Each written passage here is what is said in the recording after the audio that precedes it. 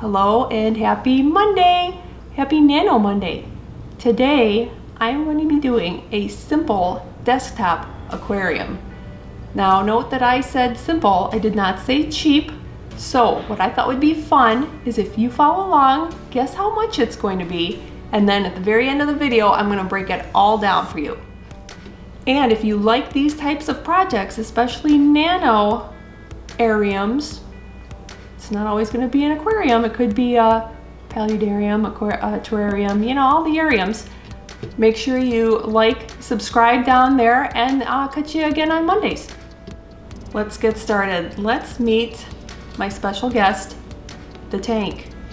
This little guy is a bookshelf tank. He's 3 gallons. And the dimensions, this is a pretty nice shaped tank that can fit on pretty much any desk. That's why I got him. Actually, that's why I bought like 2 of them. He's about just under 18 inches long, 7 inches high, and about 5.5 inches deep. So very nice size to tuck in pretty much anywhere. Now, a fun fact is if you get a tank and you forget, maybe it's not marked, you forget how many gallons it is, you can multiply all those dimensions that I just gave you, and when you get that number, divide it by the number 231, and that will give you the amount of gallons, which then you can calculate how much it's gonna weigh. So 10 pounds per gallon. This guy's gonna weigh about 30 pounds. So a good little trick there to make sure that the surface that you're gonna be putting it on can hold your tank. Now for the substrate, since the idea is to keep this setup very simple, I'm going with a gravel and 1 type of rock. The gravel that I'm going for with, I hate when you open the bag from the wrong end.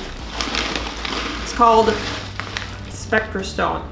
And I really like this. We've used this in a number of tanks. We have it in the Severum tank. We have it in one of the low boys.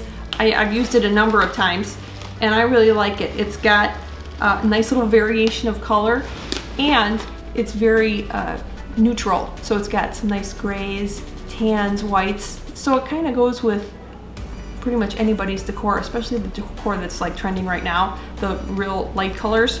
So that's the substrate. And for the rock, since I wanted to keep it simple, I'm gonna pick a rock that has a lot of interest really to begin with. Say reuse stone. This is going to be really fun, especially since I don't know if I've ever done a tank with this stone and that gravel. All right, since this tank he's just a little guy, what I'm going to want to use is a little tiny sponge filter. This is an Aquatop sponge filter, and as you can tell, it's very tiny. It can go, it can handle a tank up to 10 gallons, and this one's only 3. But I mean, look at that. That's gonna be very easy to hide. The light that I'm going to be using is a Beamswork light, just because that's what we have on hand. We've got an extra one.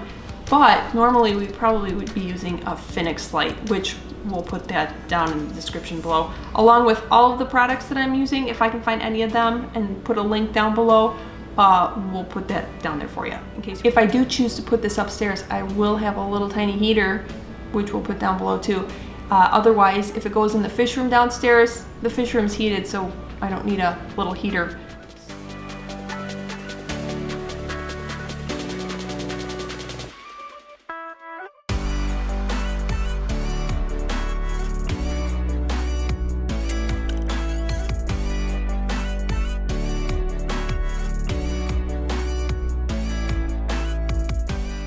Well, I lost the fight.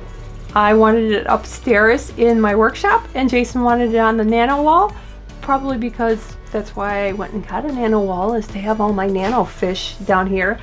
But I like it. I like how it turned out. If I would have left it upstairs, I was actually not going to put a background on it, and then you would be able to see it from all sides. It looked really nice like that. But being down here, I kind of switched it up and used a white background. And I kind of liked how it turned out, especially with these Japan blue guppies that are in here. It's all kind of a very light feel, Now we got this cycled right away because we used the Fritz Complete water conditioner and also the Fritzime 7, which adds the good bacteria in there that the little fish need, to cycle the tank almost immediately.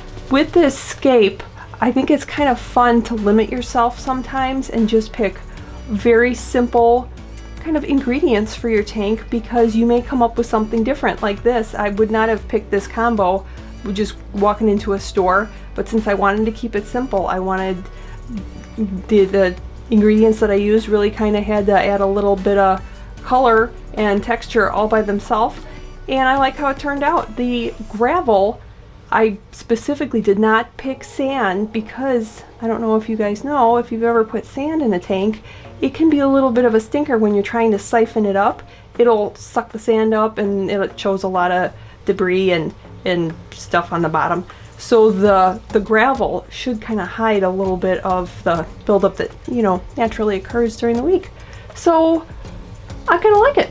Now if you see in the right hand corner is that little tiny Aquatop filter, the little sponge filter, and it is tiny even for this size tank. So it's not currently running, it'll be running in a moment here, but that's also a good thing to keep in mind if you have a tiny tank, is to get yourself a tiny sponge filter.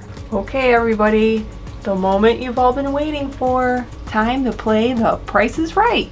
Hopefully you've commented down below how much you think this entire setup cost. But now here's the breakdown. The tank, an Aquatop 3 gallon, you're obviously going to pay a little bit more for the rimless. This tank is $45. And all of this will be linked down below if you want to research, look it up.